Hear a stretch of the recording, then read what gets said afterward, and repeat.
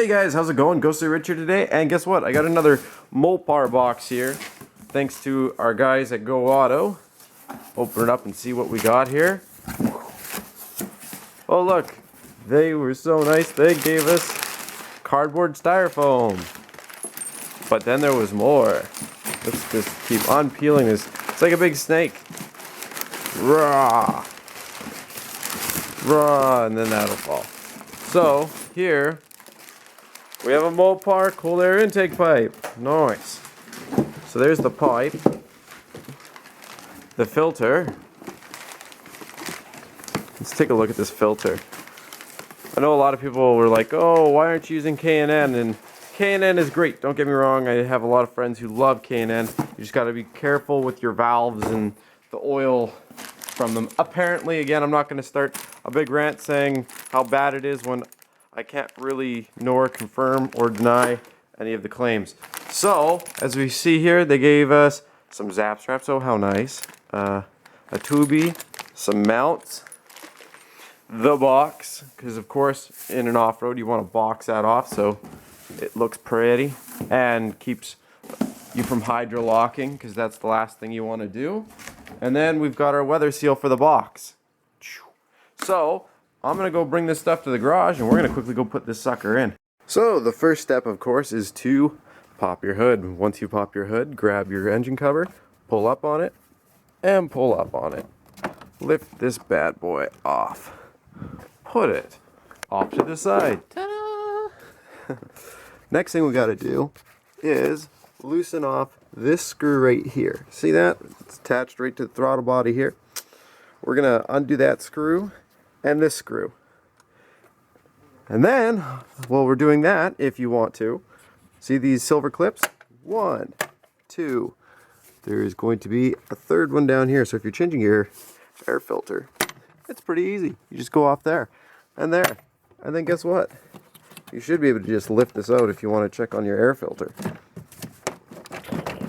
And then of course we're going to have to pull this tube off right here, which I'll do in a sec. But first, like I said, that screw, and you might as well get this one because they'll be the same size.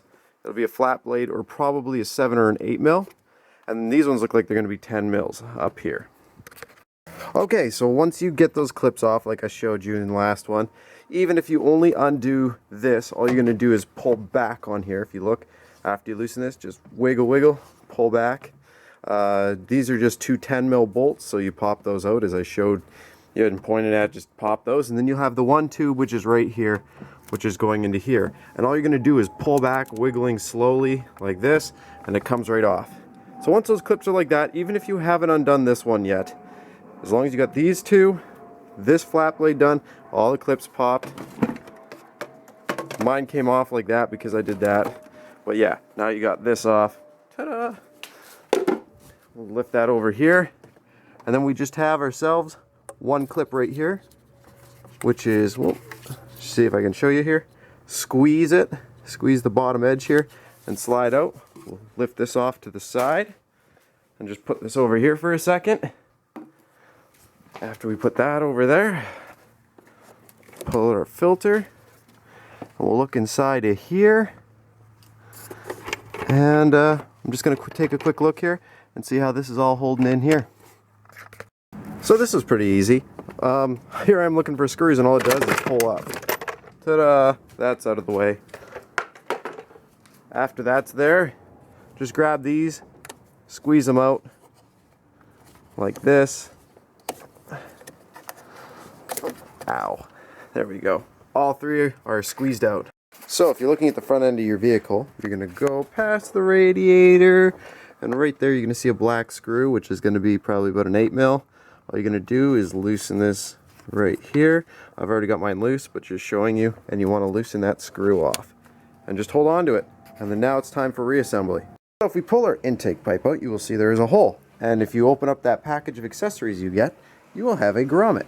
You'll see it's like an Oreo cookie. There is a centerpiece. You're going to feed the centerpiece in there and slowly feed it and make sure that it ends up in the center of the Oreo. I'm just going to feed this around, make sure it's sitting properly. Just like that. See how it's, You can see only one side of the flap is up all the way around. Perfect. And this is where our air intake sensor is going to go. Alright, so if you're looking at this, see how there's an awesome arrow there? You have to go the opposite way of the arrow, I found out. So first thing you do is it says gently, right? So you lift a little bit up. So it goes up and over that little, see how there's this little latch here? You just lift it up and over. I'll do that again for you. Up and over, slide it, and then just wiggle. And remember, there's that little thing right there. You don't want to damage it at all, so be very careful. So I'm going to stop the camera right now, and then I'll align it inside and you can take a look. Alright, so I got totally annoyed because I tried every way possible and I could not get that sensor in there safely without, you know, I kept seeing the ring buckle in and it got me really annoyed. So what I did is I put the grommet on the sensor first all the way up like this, and then I slowly just worked it in and it's sealed. And see how the orientation I have it?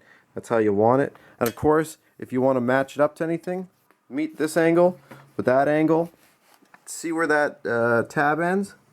Just try and get it so it ends pretty much the same there. It's up to you. As long as it's close, you should be good.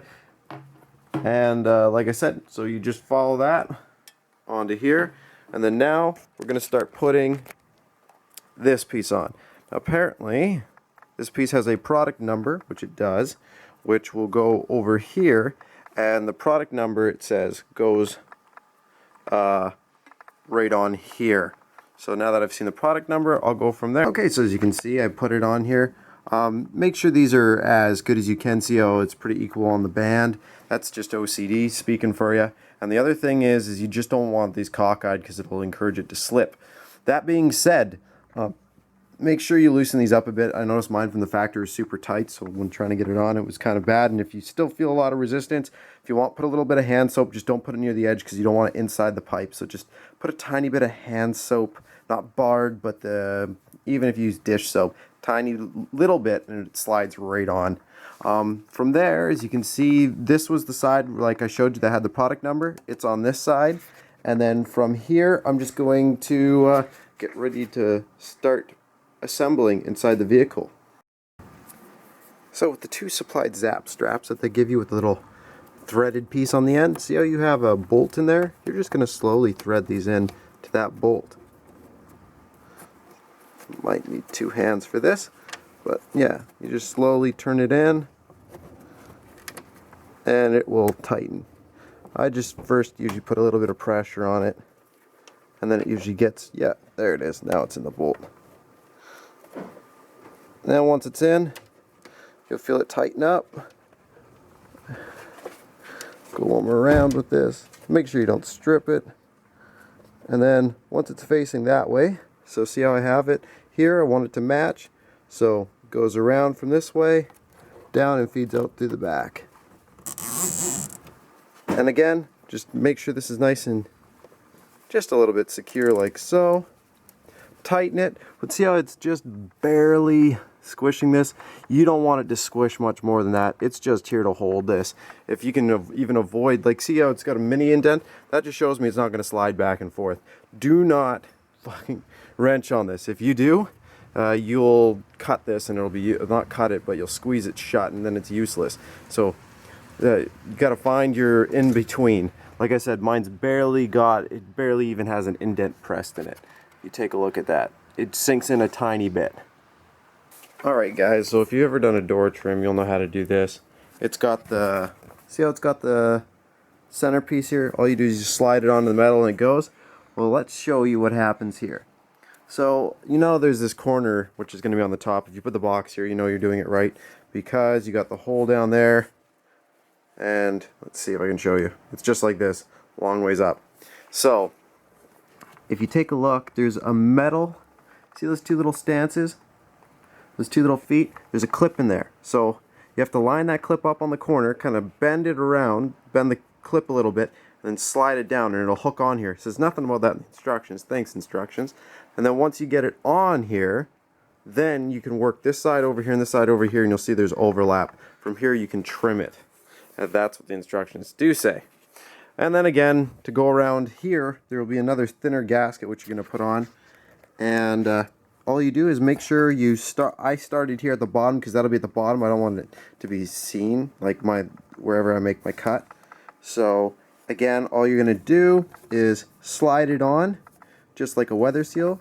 Just fit it in the middle of the Oreo, and then just make sure it's all pressed into the corners, nice and tight. Then cut this with a little. Start with extra, slide it in so it fits a little bit tight, but don't cut it short. Yeah, all you have to really do is slide it on as close as you can. Cut it a little bit bigger than what you think it's going to be. Slide it on. If it won't slide on properly, like trim away slowly. Remember to trim. Don't try and cut a little bit extra right off the bat because it's hard to add back. If you take a look here, you put the black rubber with the two ends. They're both the same M8s. Put that one through, put the M8 nut on that side, then on this side you're just going to loosely put on the washer and the M8 nut. I tightened that one down already super tight because I figured I won't have access to it after, and even if I do, that one's not going anywhere. So all I did is I grabbed on the rubber to really tight right here and then tighten that one with a 12mm socket.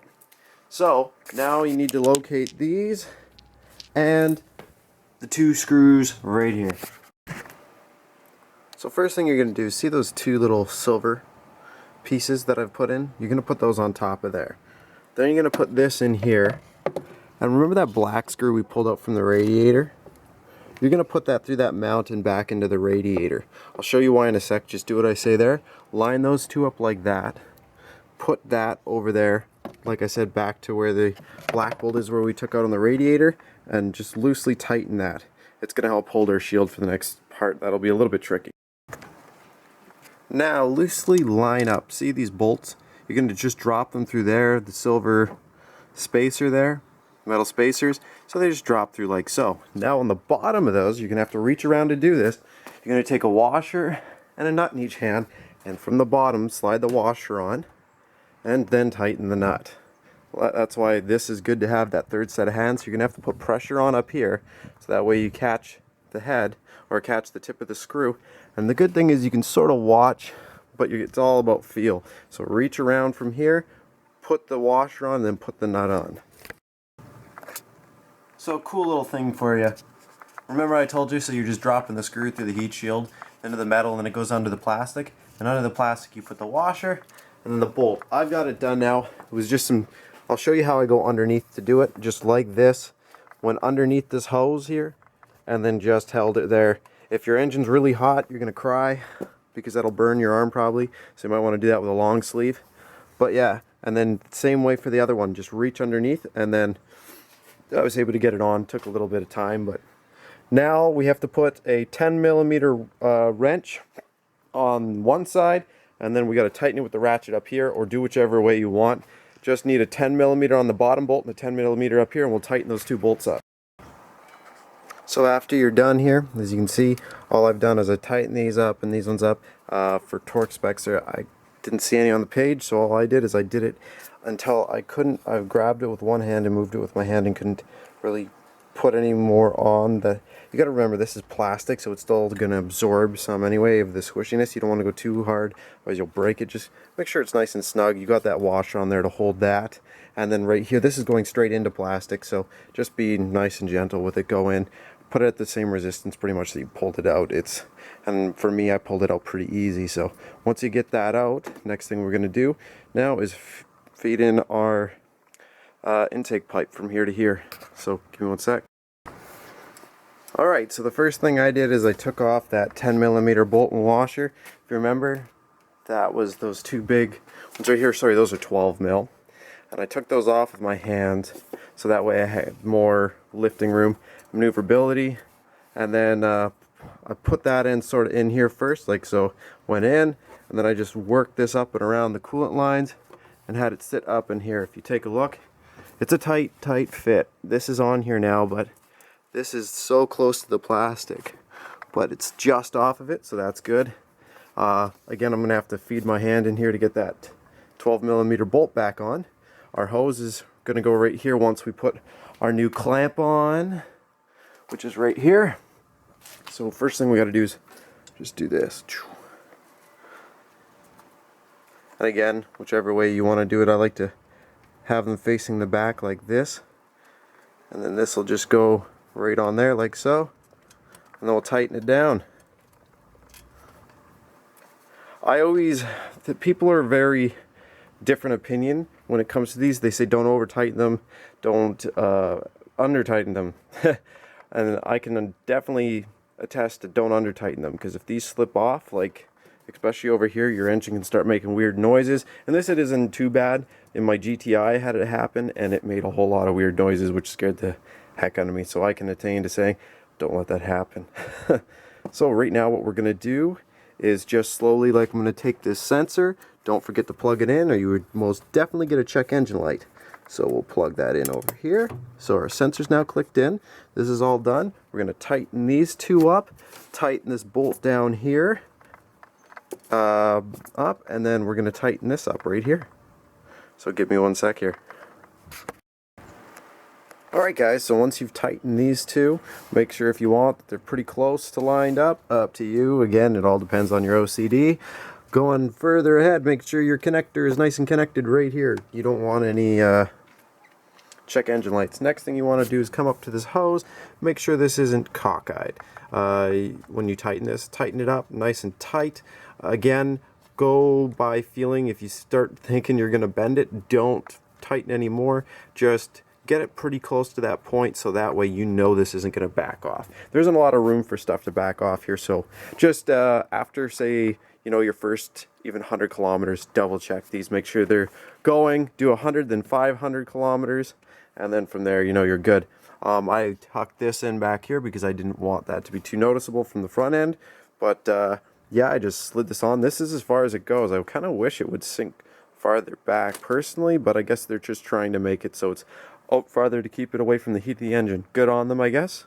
And other than that, everything's tightened up. This has been tightened up. This has been tightened up. That bolt's been done up right there. And now it's just time to start the engine and listen to that nice sound of a cold air intake, which if you've never heard before, enjoy.